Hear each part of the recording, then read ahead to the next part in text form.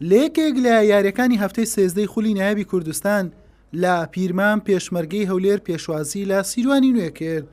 لە نیوە یەکەم هەردوو تیب لەگەڵ کەشە ساردەکەی پیرمام بە سارد و سڕی دەردەکەوتن و کەمترین مەترسیان خستە سەرگۆڵ یەکتر. بەردەوام تۆپ لە ناوەڕاستی یاریگاوە ئاڵوگۆڕ دەکرا، هەر بۆیە ئەنجامی پێ نەگۆڕدرا و بە ئەنجامێکی سپی ئەم نیوەیە کۆتایی هات. لا نیوەی دۆمکوڕانی شاری سلێمانی هەرزوو دەستیان بە فشارەکانیان کرد. مستەفا حەنون بەسەر هەوڵی گۆڵیدا سەرکەوتوونە بوو. بوارد لاوەریش لێدانەکەی مەترسیدار بوو. عەباسی گۆڵپارێز بۆی ئامادە بوو. ئەم هێرشەش بۆ سیروانی نوێ هەر مەترسیدار بوو، سوودی لێوەرنەگیرا. ئەیا دیاریش بەم لێدانە ڕاستەوخۆیە ویستی شکاندنی بربەستی یەکسانی هەبوو. تۆپ ڕێگای دەرەوەی گۆڵی کرد. وەڵامی پێشمەرگەی هەولێر تەنها بەم لێدانەی هەڵگورد قەیس بوو. جارێکی دیکە مستەفا حەنون بەسەر هەوڵی گۆڵیدا عەباس یابر زیرەکانە کۆنتڕۆڵی کرد. لە دوا ساتەکانی یاری خەریک بوو محەممەد سەردار هاوکێشەکە پێچەوانە بکاتەوە و سەرکەوتن بە پێشمەرگە ببەخشێت، بەڵام تۆپەکەی ڕێگای ستونی گرت.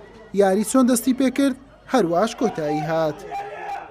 وە خۆتان نەزان یەکەم یاری خۆناغی دووەم بوو، بۆ هەردوو لاسە هەبوو.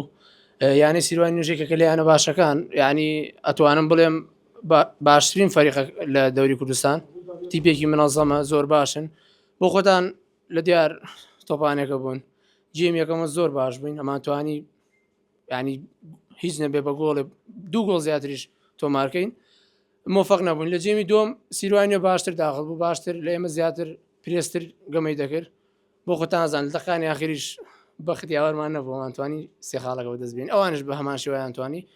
ئینشاڵڵا بتوانین لە یاریەکانی تر بەردەوام بین و بچینە سەر ڕێچکی سەرکەوتن. ئەمڕۆ یاریکی زۆر باشمان کرد، خاستن جیمی دووەم کە داغڵی یاریەکە بووین لە جیمی دووەمە بڵێم زیاتر لە 4-5 فرسە لە کۆتاییەکانیشە فرسەمان بوو، بەڵام مۆفەق نەبین نەگۆڵکردن. بەڵام بە ئەنجامەکە ڕازین لێتانە شارینە پێشمەرگەر لە چاو مەرحەلەی یەکەمە تیپێکی جیاوازە، تیپێکی باشە. بەڵام ئێمە ئەمانتوانی ئەمڕۆ سێ خاڵەکە بەدەست بێنین بە حکمیەوەی کە فرسەی زۆرمان فەوتان، بەڵام ئەوەی تۆپێنە ئینشاءڵڵا لە یاریەکانی کە تاویزەکەین ئینشاڵڵا. بەم شێوەیە سیروانی نوێ بە 17 خاڵ بە کاتی لە خانەی چوارەمە، پێشمەرگەی هەولێریش بە 13 خاڵ لە خانەی دێمە. هەردوو تیپ 12 یاریان ئەنجامداوە و یاریەکی دواخراویان هەیە. حوسێن محەممەد، کەناڵی پێام، پیرمام.